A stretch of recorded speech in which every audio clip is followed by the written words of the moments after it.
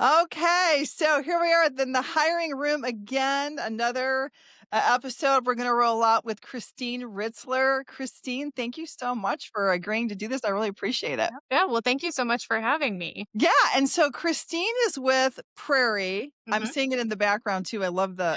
Yeah, I love it.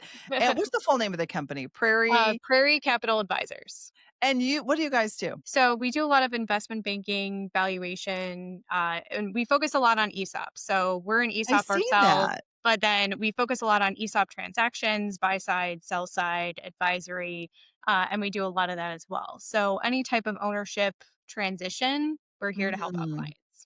I don't know if you know this because although I know you were a closet accountant for a little bit in school, Hmm. so maybe you do, and you're surrounding yourself with these individuals, right? Not necessarily Yeah, accountants, but M&A yeah, guys. yeah, So ESOP really took off in the 80s. It was like a yeah. big structure in the 80s. And Hmm. then and I'm a CPA, and then I saw Hmm. it die down. Yeah, And I always every time I talk about an ESOP, because I have one client that has an ESOP program, which is amazing, by the way, they yeah. contribute 25% of Mhm. people's salary to a ESOP retirement fund. Yes. Hmm. 25%. People are walking away as millionaires after 20 years. Yeah. Oh yeah. There's so many stories of our own clients even where, they're shop employees, they Yeah. walk into their life and they don't anticipate ever being a millionaire and they can walk away, with millions of dollars in their retirement account and, they were just stereotypical shop floor, employees that never expected that would happen to them because Isn't they it did not amazing? have a paying job. And I think it's just really satisfying that we can help people in that way and have that Is interaction. there it seems like I haven't heard of it. Now you guys are specializing it. Is there been a tax law change? What's Mhm. kind of driving it now? Because as we know, he's been buying up companies, not selling Mhm. it to the employees. So Yeah. what's trending with that, if you don't mind me asking here? Yeah, I mean, it's not something that this is not my area of specialty, I Yeah, will say that, that's okay. but I do know that our founders were originally Merrill Lynch, Okay. employees, and Okay. they focused on that ESOP side of the practice, and they loved it and bought into that and said, "Well, nobody,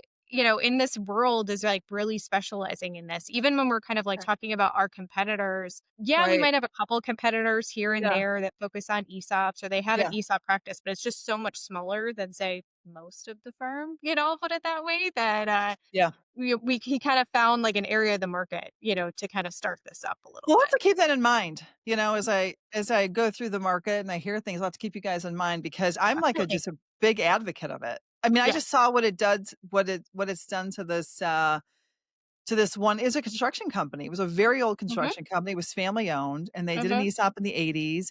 Mhm. And I actually got a CFO search. It was a referral. Mhm. And when I found now 25% is a lot. Like I don't usually see that kind of a high percentage, but they just manage their business very well. And when I Yeah. got the search, Christine, I remember saying to myself, and you can appreciate this recruiting, is like, Mhm. who can I call for this gift? Right. Right. It was like it was like a gift, and I ended Right. up calling a friend of mine. I was like, "I've got this crazy situation here," and Right. he was young enough where he could benefit. He was, like, in his early 40s, so I'm like, "If you Yeah. stay 20 years." Mhm. He'd been completely burnt out by PE. He was just burnt Right. to a crisp, Right. and he was like, it was the best movie ever made. So it was really fun to be able to give somebody that opportunity and to be Yes. able to build that wealth. I mean, no one gives Yeah. me 25% of my salary a year. Yeah. Yeah, it's that and at least at Prairie, one thing that we do that's great is we not only have the ESOP, but you can contribute to your 401k. So you kind of have Mm, both going on at the same time, which is generally that's even in the ESOP fantastic. world is unheard of and especially in today's market. I mean, I know I look young and I've got a long way to go, but I'm You definitely are young. What appreciative do you of mean? it because I can foresee where, economy stuff is going and hopefully things will turn around. But if it doesn't, at least I have this vehicle, to Yeah, help. it will. It always goes through cycles. You'll get Yeah. turned around, But anyway, well, Yeah. okay, that was just me off of my tangent, which I do. Yeah. But you and I met at Lewis Mhm. University randomly a couple weeks ago, Yep. and I'm not just saying this to say it, but I was really impressed by you. Oh, thank you. Yeah, and so as a kind of just a young up and comer in business, Mhm. and I just think you spoke really well, and I liked Mhm. your philosophy, and Mhm. that's why I wanted you to kinda come on, and so let's talk about you. So what is your current role? Like, what do you do, and how did you get to HR? Like, what Yeah. made you go down this road? Yeah. I'm currently their HR manager. So Prairie, we're very small. We're only about Yeah. 70 people. So with that, there's not really a huge need for an HR department. So Yeah. even though I'm their HR manager, I'm the only HR person, Okay. on the team. So anything and everything HR, I'm kind of focusing on it. I think throughout my career, especially when high school, early college, you're trying to think about, what do you want to do? And I know you kind of spilled the beans a little bit, Renee. I was the closeted accountant a little bit. I think in high Hey, school, I say that affectionately because I am yes, one. yes, I And I really can kind see the of, analytical. I can see that you're analytical, so yeah. And I think that's something that a lot of people in my life clued me in on. It wasn't ever something that I noticed about myself because I'm just okay. me. I've always been me, but I think Yeah, you're people like, just "I don't notice know." that about Yeah, myself.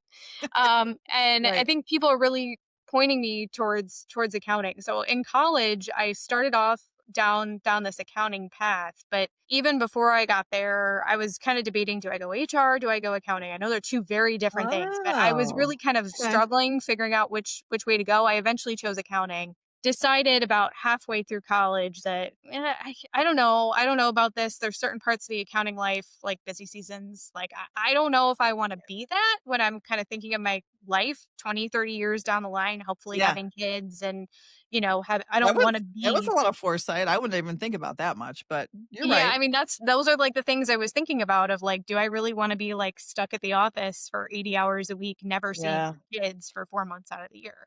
Yeah. And that's not something I really ever wanted. So I was like, all right, well, let's just try this HR thing because I was debating about it back then. It Yeah. just so happened that at around the same time that I made that switch, a local CPA firm, very small CPA firm, Yeah. not too far from where I went to college, posted an HR internship role. Hmm. So Nice. I went for it because I also was starting to get a little anxious, as we kind of talked. I'm a type A person, Yeah. so I was already like, oh my God, I'm halfway through my college career. I just switched majors. I have no What am I gonna experience. do? Yeah. Was kind of going off the deep end a little bit. And to be honest, and I just said, let's just go for it. The worst that they say is no. And I think one of the things that I used was that at least that they were struggling with that college recruitment Okay. mindset. And obviously CPA firms, they recruit everybody, but a Yeah. vast majority of the people that they recruit tend to be those younger college professionals. Yeah. Now, I was one of the rare students, again, type A personality here. I was one of the only freshmen at Meet the Accountants Night that year. So I went freshman and sophomore year. So I had that experience of what it looks You like knew it. I knew Okay. it. So during Yeah. that interview process, I really kind of played that up a little bit Yeah, of that like, was "Hey, smart. I've been on the inside. I can help you, like, at least figure I know that how out it a little bit." works. Yeah. Yes, and I can still learn the HR stuff from the outside. So I took that internship. I was there for the rest of my college career. Wow. Now, were you Um, in Chicago? Because I know when I looked at your background, you guys moved around a little bit. yeah, Were so you in that was back in Chicago or no, that no? was back in Buffalo, New York. Is that where you Um, grew up? it's pretty close to where I grew up. So my Nice. hometown is Jamestown, New York, where Lucille Okay. Ball grew up. That was our claim to fame. Lucille Ball Hey, grew up where that's I did. okay. So Who doesn't love Lucille Ball? I do. yes, I mean, I love Lucy posters, are all over our city, where I grew up. She went to my high school. It's the big claim to fame. Dropped Oh, out of my high school, but she did go to my high school. So that's so funny. yeah, Oh, Lucy. yeah. So I mean, that's just kind of how I ended up where I'm at now. Of course, past college, I dabbled in a couple other industries just to kind of make sure that Yeah, that's I saw that. where I wanted to be. But I think for the most part, I think that analytical mindset just never went away. And I Yeah. have the HR experience now. Maybe I did at the time, but I have it now and can speak their language a little bit easier. Or my brain is wired the same way that theirs is wired from a Yeah, I see stereotypical that. lens. Yeah. So it helps in that nature. So So you feel like professional services is like a kind of a good home for you, it sounds like. yeah, I think so. Well, you're definitely surrounded by some bright people. Yeah, and I think that helps too. I mean, I think one thing I learned even in school, middle school, high school, they always tell you, like, surround yourself with people that you're smarter with, Yeah. and I Yeah. think that's something that I've Mhm. always, I guess, really taken to heart. These people are definitely a heck of a lot smarter than I am, but Yeah. if I can surround myself with them and have these back and forth conversations, maybe we can put through some really good Yeah. processes to help our people and be really successful. That's awesome because I always said about my CFO clan, because I do accounting and finance is my primary, right? And Mhm. then I do HR. Yeah. But then what happens if you're in small to medium-sized companies, you end up doing other areas, which is completely fine because once you understand the business, you can Mhm. really you can recruit anything once you understand Yes. the culture of the business. Yes. But I always learn so much from my CFO guys. Always learn so much. Mhm. I Yep. mean, one of my really close friends is the CFO of Fat Brands, which is a public company out in California. They own like Smashburger and Mhm. I don't know, they own, like, all these fast food restaurants. Mhm. Trying to think, I'm, like, blanking out on what they own. But Mhm. anyway, he actually was a chief accounting officer for Caesars Oh, worldwide nice. when they Mhm. were restructuring their biggest bankruptcy. It was the biggest bankruptcy in the country, and he was the Okay. one doing it. And I Yeah. remember him calling, just, like, whatever, catch up. He's just, like, telling me the whole story about what was happening, and he was like, Mhm. "I need to whiteboard this for you. Like, I need to show you how this Right. works." And so Right. you learn a lot about Mhm. business when you're Yes. around those people, especially with your environment, right? Because that's what they Yes. do. They Yes. restructure businesses, they advise on businesses, and so you pick it up, you know? Mhm. So it Yeah, makes you more well-rounded in HR if you for understand sure. business, right? And one of the things they say too is to be really effective in HR, you have to understand the organization first and then like apply HR to the organization. Absolutely. And I think that's something that every single day I'm trying to keep in the back of my mind. And Yeah. if I don't understand something, it's like my questions posed to them is, how does this impact us from a business standpoint, from a client standpoint? Is this going to keep a client? Is this going to lose a client? Or just kind of thinking about things from Mhm. that perspective. Yeah, and I think that's what makes a good HR person effective is when they do have more of a business mind. I think it makes it Mhm. much more effective. Now, you're in an interesting position because when you're a professional services organization, you don't have, it's not like manufacturing, right? You don't have labor, you don't have the different layers Yeah. of individuals, right? It's a little bit more flat, probably, almost like a law firm. It's a little bit more Yeah. flat, Yeah. right?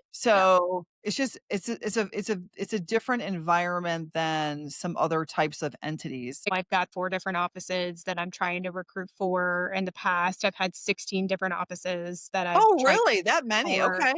And it's one of these things where that is the biggest issue is you're trying to work with these hiring managers that are normally leaders of the organization. They're the head of the office. Yeah. They've built that office 9 times out of 10 from the ground up. They've been Yeah. there for a long time. They've seen what works. They've seen what doesn't work. And to be an HR professional that would come in there to help them, if you're coming in there going, this is how it has to be, this is how you have to do Oh, it, yeah, that's not good. it's not good. It's not going to No. work. You have to really sit back and say, like, okay, show me how you do things. And you kind of have to sit in the HR person's uncomfortable for a while because you're not going to be comfortable. Office one and office two are going to have two completely different hiring processes and you're not going to like it because you, as an HR professional, are going to want to say, We need office to one and standardize office two this. is hiring for the same exact job. Therefore, the hiring process should be nearly identical, other than office culture differences. And Yep. it's just not gonna be that way for the first year, year and a half. You You gotta have get to them do to buy that. into the benefit to them, right? Yeah. Exactly. And how are Exactly. you keeping when you have multiple offices like that, how are you keeping culture consistent? Or do you not care? But you probably should. So interesting. When Yeah. you have all these different offices, like you just said it. Mhm. Like Yeah. there's depending on who's leading it. And again, you're in Mhm. professional services, so it's a little bit strong personalities can change the Yeah. environment. Mhm. Strong leader can change what's important to that leader. So is there any trick of the trade that you're using to kind of keep things a little bit more consistent? Yeah. I wouldn't necessarily say it's a trick. I would just Okay. think it's more mindset is probably more of what I would say because Yeah. I think what you want is the overall culture to be the same. Like Yep. if you have one office in New York, their office culture is probably going to be most likely a More stereotypical aggressive? New York culture, right? Right, Like it's it's more hard, aggressive. it's fast, it's direct, it's Yeah, to the point yeah, versus if you have a Florida office, maybe they're a little bit more more laid laid back. back. You're right. I didn't think about the parts of the country would really it's a good point, would really Yeah, affect that. Yeah, it really does. absolutely. It really affects it. But I think if like the overall culture itself is we treat our people well, we want to be fair, we want to be respectful. The laid backness of Florida versus the hard and fast of New York, Yeah. those two things can be different and still simultaneously be respectful, be fair to people, and have policies in place that work. So Yeah. it's almost like that mindset of like two things can be true at the same time. Yeah. No, that's a good point. That's a good point. So I have to bring this up, and I know that we did a little prep to chat today, just because that's Mhm. just you got to know where you're going, right? Sort Right. of. But you know what I thought was interesting Mhm. was we had you guys. This is at Lewis, so this is my scene. We're at Lewis University. Not many Mhm. people showed up, which really which really kind of I stunk. know. Yeah. There was like 8 Yeah. of you guys on this panel, and all I Yeah. think about all the effort of all those people to be there after hours. I'm like, oh god. But that's the Yeah. thing. Like you never know, right? Right. Um, but what's interesting is, and don't quote me on this, the narrator, I guess is what you wanna say, the person who is, chairing the meeting, Mhm. she asked a question about, like, I don't know if it was this general, but, like, what do you look for when you're, I think it was something general, like, what do you look for when you're recruiting, or what's something about somebody that you look for? And I don't remember, you probably remember the question. Yeah. And Yeah. every single person, did you Mhm. notice this? Because you were in it, because you know, they said Yeah. something different, Yes. completely different. Yep. Yep. And if you know, you didn't see their expression, but when I was sitting back and I'm like, this is so interesting, they Yeah. were very resolute about it, like very black and white about Mhm. it. Personality, personality, personality, personality, personality. Yeah. If it looks like the resumes AI created, I don't want anything to do with it. It's just Yeah. Yeah. like super black and white, and I sit there and think to myself, wow, if you're a candidate, right? You're a candidate Yeah. going into the situation. I would say it's like a blind date. You have no idea. Oh, yeah. No Yeah. idea what's coming at you, no idea Yeah. what people's prejudices are, whether even they know about it or they don't. Because Mhm. even saying personality is kind of a prejudice, it's kind of prejudice, right? Because Yep. my first thing would be, what am I recruiting for? If I'm as a software engineer, I don't care if he has the person has a personality. If I'm in Right. sales, yeah, there's likability. Someone talked Yeah. about likability factor. Yeah. Likability factor is huge, Yeah. huge Yeah. in hiring, right? Mhm. And you Yep. can't coach that. You either, that's the chemistry or the gut or whatever you want to talk about it. But Exactly. Yeah. what, like, and I'm trying to remember what you were a little bit more, let's ask what your opinion is, what you look at. You were a little bit more process driven when you said it. Yeah. Everybody else was much more like opinionated, which is different. It was much more Yeah. subjective. And Yeah. you were a little bit more process focused. So tell me about your philosophy. Did you notice Yeah. that? Did you notice Oh, I that? absolutely did. Yeah, I absolutely What did. did you think about that?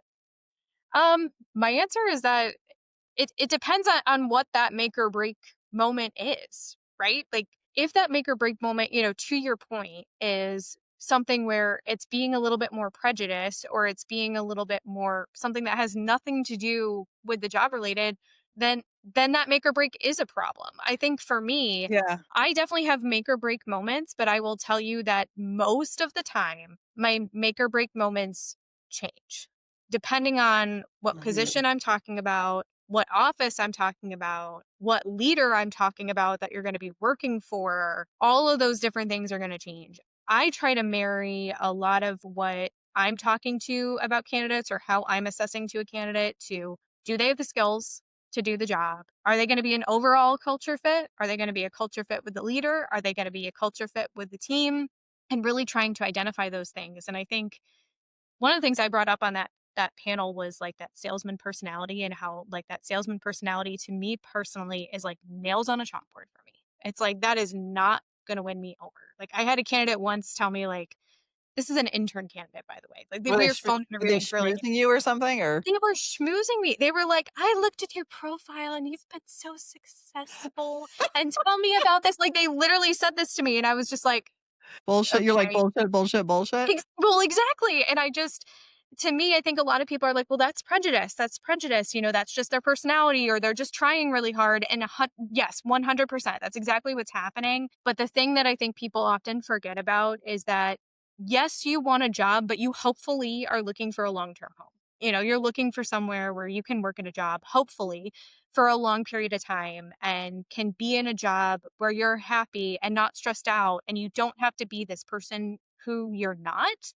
Yeah, That I will tell you, most of my organizations I've worked at, we are not the schmoozy type people. Like, we are yeah, people that are real with people. Like, I yeah, have authentic relationships with them. They hopefully have authentic relationships with me.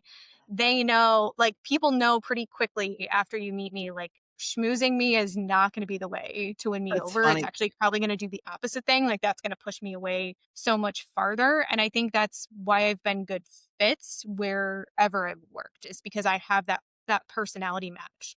Yeah. So when we're talking, You probably yeah, felt like it was disingenuine, right? That was the oh, problem. 100%, Right. 100%. Yeah, you probably felt like that's like, "You guys are coming in kinda hot on this." Like, Mhm. I haven't been in the workplace, I don't have a 25-year career where I'm like, Mhm. CHRO yet, right? You know what I Right, mean? right. Yeah. It's so Did disingenuous. he okay, so let me ask you this. So he came in hot telling you how great you are, kinda like kinda Yeah. like ChatGPT, right? Yes, yes, yeah. Yeah, God. Oh my yeah. gosh. I just came off a podcast. You have to listen to it, Christine. This woman, Janine White. I met her Mhm. through this. It's called The Club. It's this like solopreneur club. I won't even get into it. Lovely. Yeah. She's a neuroscientist. Oh, Freaking, okay. she's freaking awesome. And so I'm Yeah. like, I love NLP. I love I'm like, I kind of a nerd with it because it fascinates me, right? Yeah. It in Yeah. communication and what I do for a living is fascinating to me. And oh my God, she was so awesome. Yeah. But we were talking about Chat GPT in this. We were talking about Mhm. I mean, every conversation I'm talking about AI, and I probably shouldn't be doing this because people are gonna get like Renee, every podcast you do is about AI.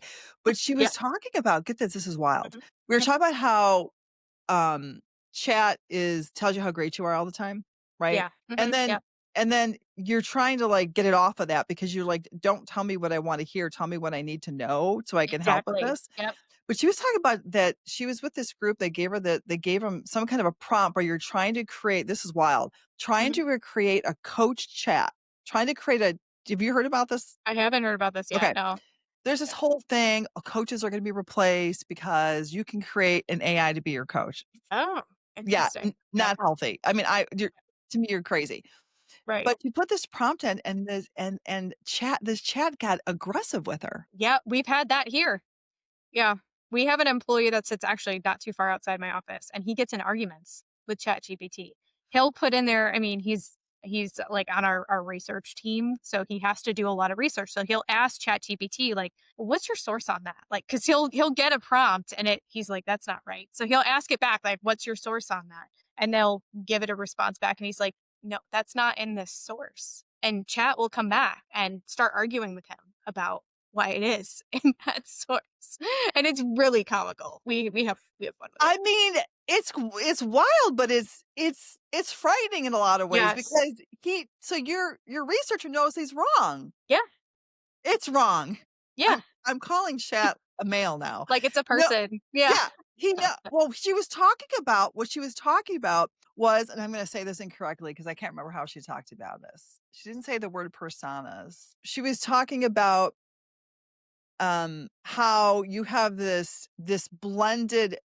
blended culture of humans and no non-humans, Yeah. no, Mhm. right? Like, Yeah. this weird blended culture, Right. and how the stress on the human side is gonna be is becoming a real problem with this. Yeah. The stress for the humans is becoming a problem trying to sort of, like, coexist with this I think she was calling them entities or something. I go back and find out what she was talking about, but it was really Right. fascinating. Again, she's coming at it from, like, a neuroscientist standpoint. Right. She's talking about, like, mental wellness with this and how it's gonna Mhm. affect the workplace and stuff like that. But, I Yeah. mean, it's interesting to see what's happening with it with hiring.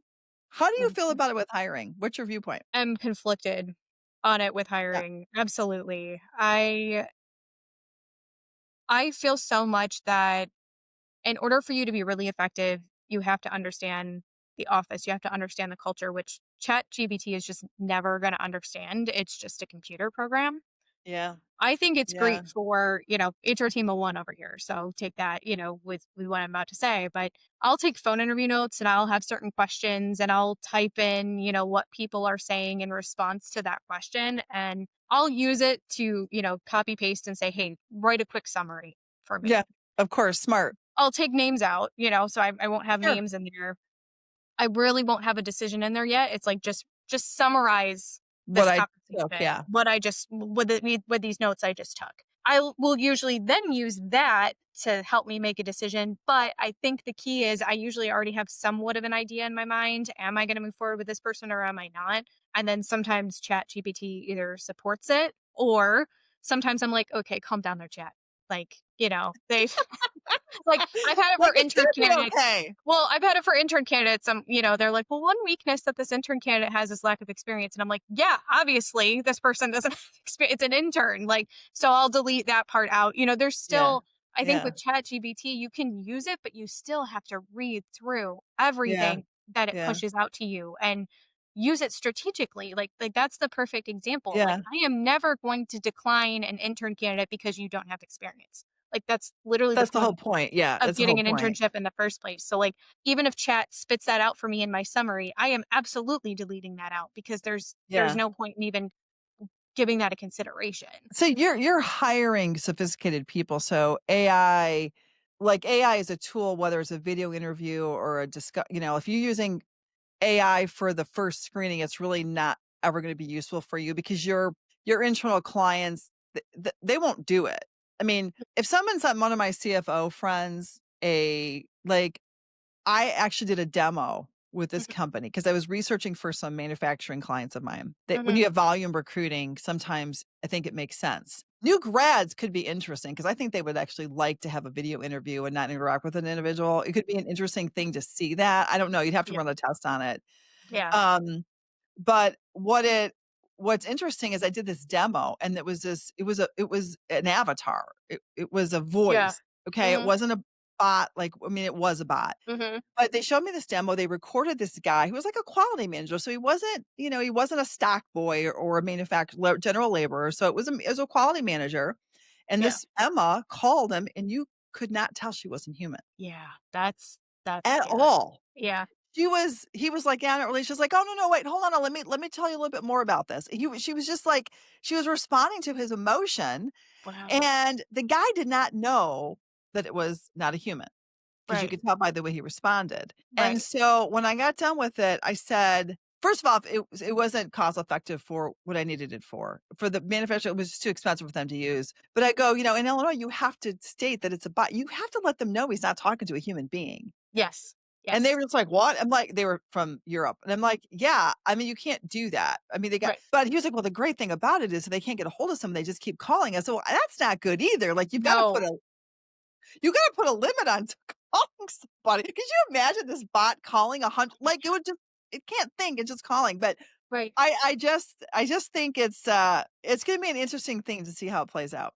I think in Oh, some of the volume recruiting, when people that are using it are like Amazon, retail, like Walgreens, mhm, some of the restaurants, where you're mhm, just trying to get, like, some basic screening done where you're not right. you guys are like, "You've been in M&A for 10 years, tell me what kind of transactions are you doing?" Like, you can't do that Exactly. on a like, it doesn't No, work, right? And no, you're not doing volume hiring anyways, it doesn't make sense, but I just think this whole thing is interesting, and I think as HR professionals and recruiters, like, you can't turn a blind eye, like, you have to look at it. absolutely. You You gotta just, be in the know of it, like, you've gotta be looking at it, you gotta figure out what's happening out there because you'll yeah. become irrelevant really quickly. Matter of Oh, yeah. fact, this gal that I had just met, she's in transition, so she's looking for a new HR role, and Mhm. I said, "Is it coming up in interview?" She's like, "Yeah." She goes, "It is coming up in interview." Like, Oh, interesting. how do you feel about AI? How would you use it in a process? What do you think Right, about it? right. So, you gotta know what's happening out there because otherwise you're gonna be left behind, like, super quickly. And I think there's a lot of rewiring for myself personally. Like, things I would have gone to Google for, go to AI for it, and do it that way. I know It's easier.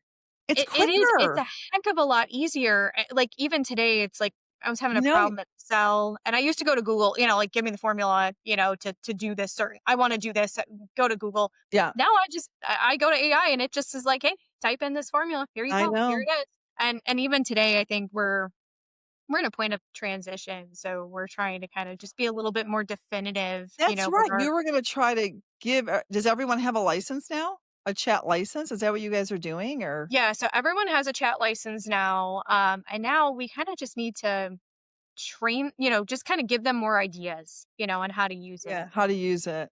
how to use it, how to be effective with it. Obviously, client confidentiality is a huge concern, that Yeah. we have. And I think a lot of people are very scared to use it, not for the stereotypical sense. I think there's any other organization out there, they're dealing with employees that are scared to use it because they're afraid that their job's going to be taken away. Yeah, We yeah. don't have that problem. Our Yeah. problem is they see that you're going to become irrelevant if you don't know how to use it. So we have a lot of people that are anxious to use it, want to use it the right way, want to use it ethically, but are terrified of like accidentally putting client information in there. And then where does that go?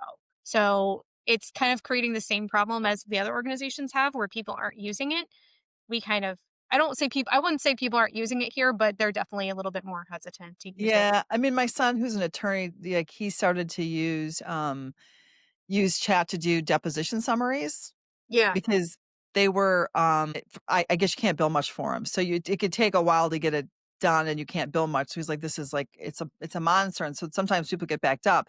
And so Yeah. he was using it, but he has to take all the client name he has to take all the names out of Everything it. out. Yeah. And he hasn't had a problem with it, and he says it works like really works well. But yeah, he initially was just like, I don't know how I'm gonna this is amazing. I don't know how I'm gonna use this." Mhm. And then he kind of figured it out, but, I think you could do I think they have closed chats though, can't you? Mhm. And that's what we Yeah, have. It is technically closed, but I think but you just kinda like don't anything, it's like how closed is closed, Like I think that's if it's just for digital, is it ever closed, right? exactly. Yeah, Exactly. and then this is well, it's interesting because, everything begins and ends with risk, right? So from a Mhm. risk management standpoint, is the risk worth it Mhm. for what you're gonna get? Yeah. And it's also generational, right? Like, Yeah. the firm's still being run by older people Mhm. my Mhm. age. And so, Mhm. they tend to hold on to their old ways because Mhm. it's worked, it's proven all this kind of stuff. And it also takes time. Yeah. Yeah. Yeah. I think being the HR team of one that I am, I think that's the biggest blessing that chat has given to me. Like I was working on a project today and I knew I needed to pull information from this document and pull information from this document to answer this Yeah, specific question. And I was able to say like, "Hey chat, take this document. Here's my yeah. question. Summarize, I or know. like point me in the right direction." It And would take boom, you it like was a right half there. day to do it before. It's Yes. crazy. Yes. Yeah, as a solopreneur, I use it all the time because I'm not a marketing person. I'm not this, I'm Right. not that, but Right. it gives me all kinds of I always say like a place to start, Yeah, exactly. And I which is think that's huge. where I think there's a lot of people now, even myself, even before AI, it's like, just give me a starting point, or I know it when I see it, or Yeah. I can talk back to it. Yeah. I think that's been the nice thing that AI has given me is it's given me a starting point. Like I can at least start something. And I think I read that you did like a lot of onboard. Let's talk just kind of about, do you have time still? It's 35 yeah, minutes. yeah, You're okay. definitely. So one thing I always see in corporate, and this is just because from a hiring standpoint, I'm tracking my candidates as I launch them into a new Mhm. company. I have to Mhm. make sure they're onboarded correctly, right? Because everybody wants to Right. blame the candidate when it doesn't work out.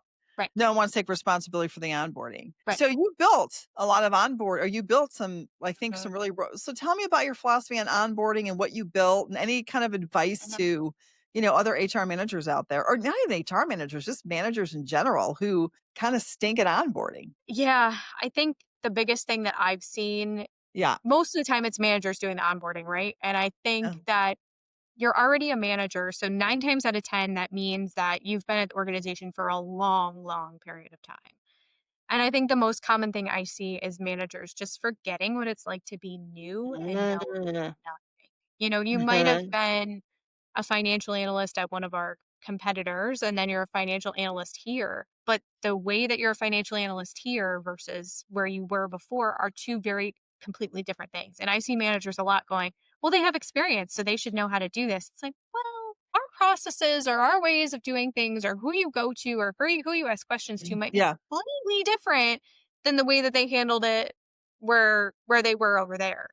I use a lot of, you know, really trying to put yourself in that new hire's shoes of Mhm. what it's like to be brand new and just like dropped somewhere. Yeah. And Yeah. how do you live? How do you survive? What do you need to know? Who do you need to know? Who do you need to go to for things? And I think a Yeah. lot of people like to use onboarding as, oh, here's your computer, here's your phone, you Yeah, have that's not experience, go have onboarding. fun. And it's like, No. No, I need to know who to go to. Yeah. I need to know who leadership is. I need to know what influences those leadership individuals, what motivates them, what do they care about, how does my role fit into that, and taking the time to sit down and think through that. I think so many people are like, well, we hired them, we're done. And it's Yeah. like, no, that this is just the beginning. Like you now Yeah. have to sit down and think through, how am I going to effectively onboard this person? And it's not just about the first day. It's about maybe the first 3 months, maybe the first 6 months.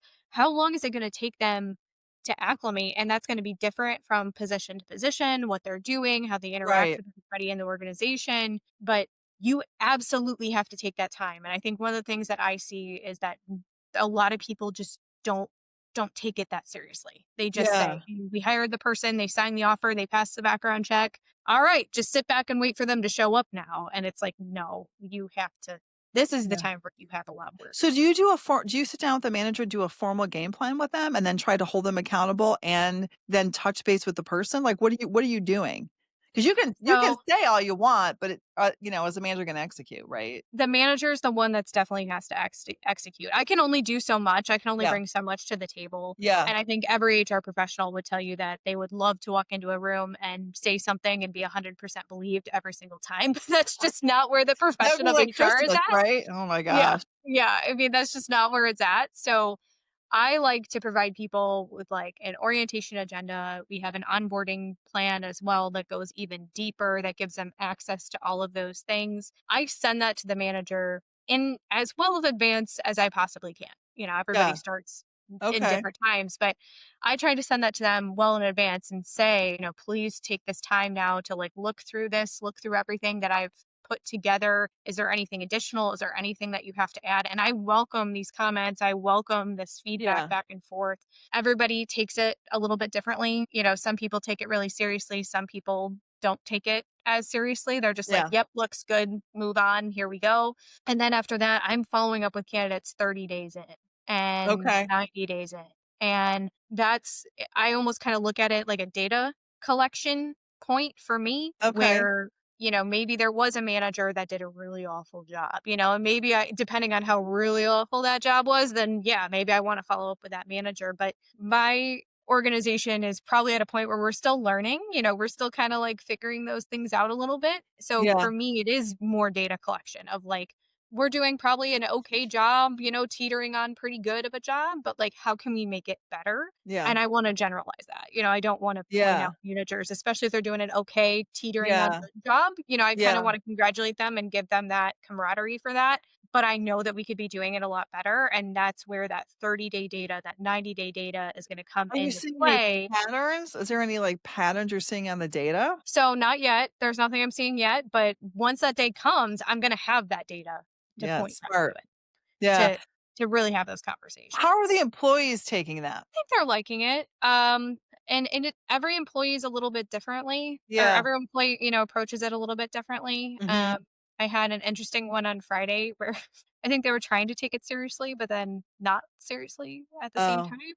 And okay. then I have other people Maybe going through the motions a little bit? definitely going through the motions. I create like a new hire survey, and I had to ask them 3 or 4 times to complete it. And at the end, we always have a really constructive conversation, but then at the end I always ask them, what's something that I haven't brought up or haven't discussed, just kind of giving them the opportunity to Yeah. say, is there Yeah. something that's on your mind? And Yeah. I got the answer like, oh, we need more plants in the office, which yes, maybe yeah, thank you. Maybe we do. Okay. Why don't you bring Right. some in? Right, exactly. But here's the good That's news, exactly where my Christine. mind went of If like, that's the biggest problem, right. hallelujah, right? Well, exactly. That's where I'm coming. But I was kind of like, this is your opportunity to say like, we could be doing better at communication, or we could be doing better at training, or we Yeah. could be, like those just more big tangible things. Well, that's good. Um, Maybe they just couldn't think of anything and they just wanted to say something, and maybe. that's what I'm hoping it was. Yeah, I'm sure. I mean, you have some, I'm sure you have some pretty impressive professionals working in that environment. So, I Mhm, would think also, I'm just going from my finance profiles. They're probably not going to hold. Like, you don't know, right? I think what's hard about HR is a hard job mhm, because you sit between, the company and the employee. And so, does the employee really trust you, right? yeah, Because you're like, well, I'm not paying you. The company pays you. You're going to be Right. telling whatever I say is going to be going to the manager or whoever. So you have to be really Right. careful what you do with that information because if you burn trust, you're never going to get anything out of anybody. Yeah, and I But yeah, tried. you're a fiduciary for the company. Yes. It's not an easy balancing act. It's definitely not, and I definitely have had other HR colleagues in my past, they're immediate "Oh, someone said this," they're immediately running, to leadership and telling them those things, and for me, I try really hard not to do that Yeah, because I don't think you would. I just for something there's something about it. I don't think you would. I think if you needed to you'd frame it correctly. There's a way to right? there's a way to frame it, and you have to kinda understand your employees as much as you can. Like, Yeah. you know when someone is just having a bad day, Right. maybe they're just going through something. Like, that's not a reason to go to leadership if they're just having a bad day. Like, we're No, I all mean, you could humans. run careers could get ruined over that. Well, it could because Yeah. leadership doesn't see everything, nor do they need to see everything down to, like, the nitty-gritty. And if Yeah, you're you know, going you're and running correct. to leadership and they get an opinion or an impression about an And employee they that's can't shake based it. off of one bad day that employee had, it absolutely is ruining their career trajectory at Yeah. that organization because I can tell you for a fact that stuff gets, like, seared into, like, leadership's brains, It does, and and you can't get them off of it, right? you can't get them off of I it. No matter know. how hard you try, you can't get them off of it. So you have to be very careful with trying to understand, like, are you just Yeah. having a bad day? Or I've had employees come and tell me things, and I've asked them explicitly, do you want me to go to leadership about this? Like, this might be something that I would go to leadership Or about, depending encourage on what them you're to go telling to me. leadership, right? Or encourage Right. them to go. That's the best avenue, right? Is encourage Yes. them to go have the conversation with their manager or whatever it needs to be. Like, that's Yeah. always the best avenue. Do you have any good story you can share with keeping the victims confidential? Yeah. Good. Yeah. I mean, it definitely, when I was thinking about this, I kept it very recruiting focused, knowing that you kind of have that recruiting lens a little bit where Yeah, that's okay.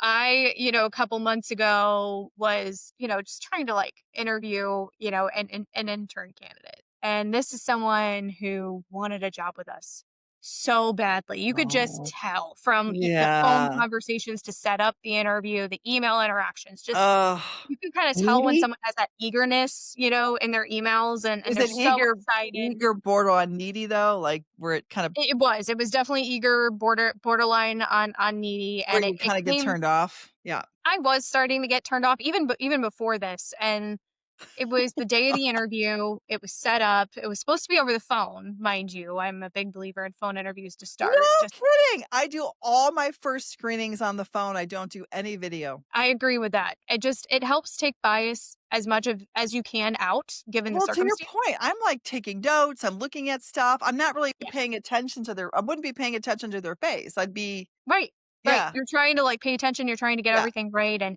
for me, it's I like a didn't, diversity thing. Like, I don't know what unconscious bias I have because it's unconscious. Like, I don't know what that is. I don't wanna and see what's in somebody's background or someone's face, and my that's a good unconscious point. bias kicks. I never thought of that. I just more selfishly, it's easier for me. I'll just be honest. Yeah, well, it's easier for me too because 'cause I'm not even staring at the phone. I'm staring at the computer, typing, taking Yeah, notes, of looking course. things up.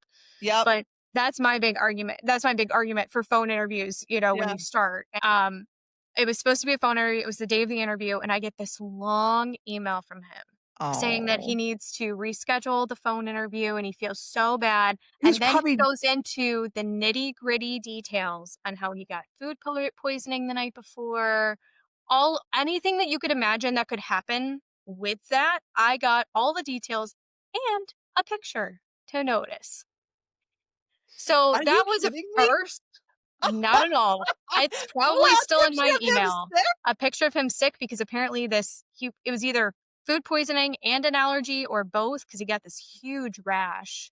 Was he trying And to prove to you that he wasn't lying about it or I something? think he was trying to prove to me that he wasn't lying. So my naive, probably heart is like trying to I'm automatically like, "Whoa, you did not need to do this. I'm not a doctor. I'm not a nurse. Like, just tell me you're sick and we need to reschedule." And that's enough for me. Well, it's But the judgment, time right? Then you start to concern with judgment. I mean, exactly. And I felt really bad for him because I'm like, in a normal world, you wouldn't normally jump to that, or I hope you normally don't jump to. I've got yeah. to send my potential future employer that knows nothing about me a picture of a huge rash. Like, I hope that that's not your first, reaction. And the only thing I could think about was this kid must have been burnt in the past that when he canceled or Oh. something came up in the past, they just like pulled the opportunity from him altogether, which we would have never done. All you would have need to do is tell us that you're sick. So what did you So do? I did eventually end up rescheduling, and he did end up doing a decent job. He did end Okay. up getting, pushed to our manager, but at the end of the day, there was a better candidate that had, nothing to do with, his email and his You picture. don't I don't think there even think the manager to this day even knows that that Yeah, happened. it's probably fair for you. Yeah, it's probably the other thing I think too is sometimes with these young kids, I had it with my son. So I have three sons. Mhm, And, some of their friends in high school or college would come to me, mhm. because they knew what I did for a living. And they'd be Yeah, like, Mrs. Beckman, I've got this interview, I've got this, or I got that. And they had sometimes none of them had anyone to go to. See, my son's gonna 100%. call me and be like, I don't know what I'm gonna do. I got food poisoning. I gotta tell this lady. I mean, I'd be like, Right, okay, all right, this is what I want you to say. The picture. I'm right, like, just tell her you right, can't make it. You got sick. You apologize. I wanted to reschedule. Tell her you're right, sick.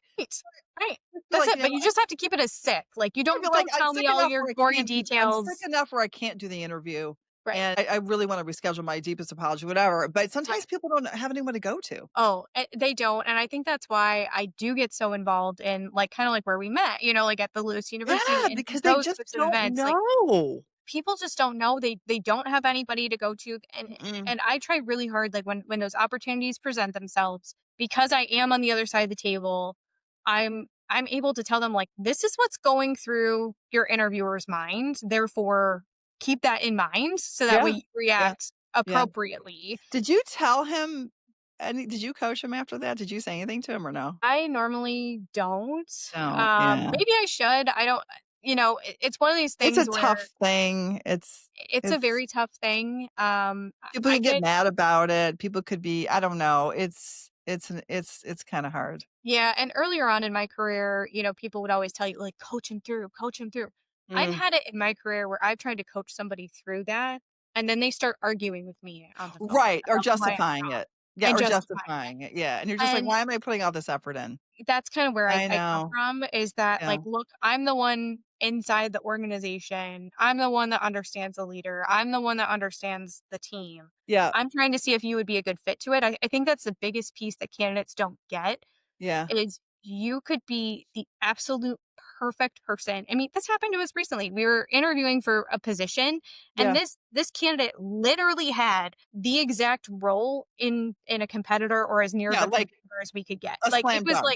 it was Yeah, like they got dropped in my lap, like perfect, absolute perfect he's a candidate. gift. But we didn't end up hiring him. And the reason was he just wasn't a good fit for the team. When he came in to Yeah. interview, that team is very, very chatty. That team is very like Mm. chatty in a good way. Like they like to converse, they like to Mhm. interact, they like to have a Collaborative. good time and poke jokes here and there. Yeah. And this guy came in and they were trying to do that with him in the interview to see if he would be a good fit with the team. And it was just like, yes, no, I don't Oh. know. Just like very like one word answers and just like wouldn't interact. Now, a lot of people could say, "Oh, he was nervous. Oh, he was nervous." But we don't, I get Yeah, that. it's But such a short time frame, it's a big decision. it's a big decision, but you you usually have other candidates though too that are going through Right. the exact same interview process. And if you have other candidates that are going through the exact same interview process and they had like very similar work experience but were able Yeah. to interact with the team better, Mhm. that's the candidate that's going to be the better fit. And I I think that's know. what candidates on the other side don't see is they're like, "Well, I'm perfect. I literally did this job before." And it's like, "Yeah, but you're going to be miserable here doing it." And I sometimes try to view it as like, we're looking out for you. Like, you don't know it yet, but we're No, looking out for but you. it's true, you're not doing him any favors. It's kinda like what I get upset about is that you guys this is the advantage of having an external recruiter involved in a search, is you guys I can ask questions you guys can't from a legal standpoint, right? Yeah, So and it's what upsets me about it is that if I have a single mother who says they have to pick up their 3-year-old by 6 o'clock every night and they wanna go work downtown at Ernst& and Young and they're in tax, I have to say to them, "Okay, what are you gonna do during tax season? Who can pick right. up the baby at 6 o'clock?" Because it's a practical problem. It is. It's a Do problem. you have a network? Like, what can you do? I don't wanna put you in a situation that Mhm. you can't manage. So, it's Yeah. not discrimination. It's Actually, not. I'm making sure I don't put her in a situation that she's gonna fail in. because she will fail, because that day that Yes, she and comes you guys in, can't ask that, right? yeah, And she so will fail, what I she will leave. do Yeah, is I don't tell the manager, I just talk they're not wanting me and I talk her out of it. I say, "Challenge her. right, You need to think about this. Is this what you right, really wanna do? Is right, this gonna be helpful to you? What are you gonna do?" Like, and I say this from raising 3 kids and having a career. yeah, Like, you have to take care of them. right. Like, It someone is has what it to go is. pick the kids up. Yeah, and there are organizations out there that if you don't fit with the team, I've experienced one of them in my career. Yeah. You're there for 2 weeks. If you don't jive with the team, you somehow get a red X, painted on your body, and you know they don't even give you the time of day, and you're going home and you're mentally Kids are exhausted. mean, aren't they? They can be They are mean. they can be mean, they can be cruel, and I think that's what candidates Yeah. often forget is they're like, Yeah. "But I'm perfect," and they try to argue with you about why you Yeah. should give them the job, and it's like, "No, I am looking out for you," and you're trying to kinda as the HR person, you're trying to keep that in mind of like, "No, I am making the right decision, not only for us, but honestly for you too, Yep. because it's not going to work out for you here. Yep. But there is gonna be another organization out there that will work out for you, it's just Yeah. you haven't found that yet." Yeah, I mean, absolutely. I agree with you 100% because I've come up with this. I mean, I always look for I mean, part of my methodology looking for deal breakers in my initial phone screen, right? Mhm, Like you've got to mhm, find out what's not going to work mhm, because my job isn't to convince you of anything. My job is to mhm. present you with The information opportunity. and either it matches you or it doesn't match. Like you can't Right, force things. You can't force right, a commute, right. you have salary constraints, you have personal lives. Back in the day, probably with probably your parents' age, it was very different back then. They were like work's work and home's home. Right. So at least now things have come together because I used to always like, what do you mean? I'm one person. I'm Right. not two people. I'm one person. And you've got to take people, you've got to be there for people's personal lives because it Mhm. affects both sides of it. It's just stupid to think otherwise. I mean, it doesn't It make any is. sense.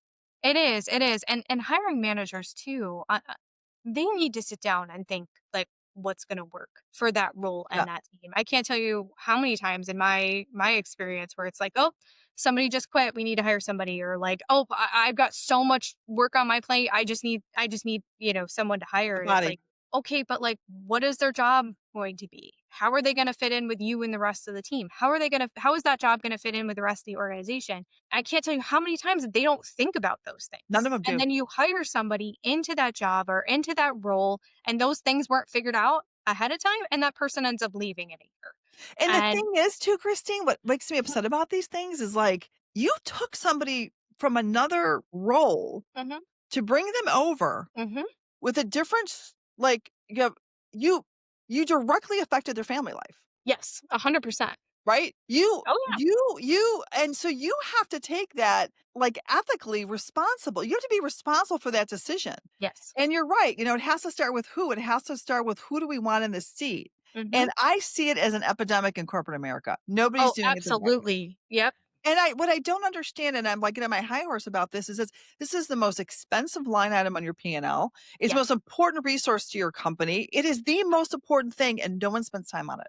No No one one. spends the No one right time on does. hiring, on the methodology, on the onboarding, Mhm. on the, annual reviews. Who come up with annual reviews? You should be talking to your people freaking every week All the or time. what All is the going time. on?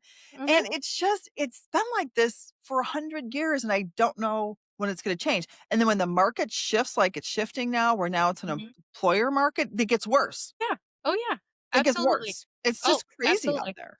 Yeah. It's So, I don't crazy. know. I have all the answers, by the way. Hey, And we're everyone HR people and we've been through the ringer, and I can get to me. opinionated about this stuff too. And I think there are so many people that are like, I don't have time. I don't have time to think about these things. And I No, just I you just want to challenge them to say, if you're going to tell me that you don't have time to think about these things, think about how long it is going to take you to think about these things. It might take you an hour. It might take you 2 hours of your day to sit down, think through all of these things versus you're going to hire somebody, not think about these things. You're going to have to train that person. That person's going to leave in it 6 months costs to a them year. so much And then you money. have to do it over and over and over again. How much time are you spending training, Oh, onboarding, yeah. interviewing, hiring? That's going to be way more than the 2 hours that you spent answering those questions. And their It opportunity cost. just is. So do not tell me that you don't have time to figure this out. Because if you don't have these 2 hours, then I guess you don't need somebody because you're just going to spend way more time. Yeah, I mean, it's I don't know. I don't know. Maybe it has to be in an MBA program or something. I don't know what it needs to be in, but something there's a big disconnect. It starts with leadership. It always does, but there's a big disconnect within it's gotta change. Oh my gosh. All right, I have kept you an hour. Thank you so much. Is there anything that you wanted to add? I know we had all kinds of questions we didn't get to, but that's okay. Is there anything that you wanted to add? Any like golden nugget for the world or anything profound that you would like to share? I think the biggest thing that I guess my golden nugget for I guess all HR, recruiting, onboarding, Yeah. performance, being empathetically direct in all areas of HR is key. Mm, Be I like direct with that. people, Yeah. tell them what you want, tell them what they need. Be direct with them in that way, but be empathetic about it. I think directness has a really negative Yeah. connotation to it. And I don't mean it in a negative way. I just mean be direct so that way you're all on the same page. Yeah. And I want to shift direct conversation to empathetically direct because I think a lot of people are afraid to have direct conversations.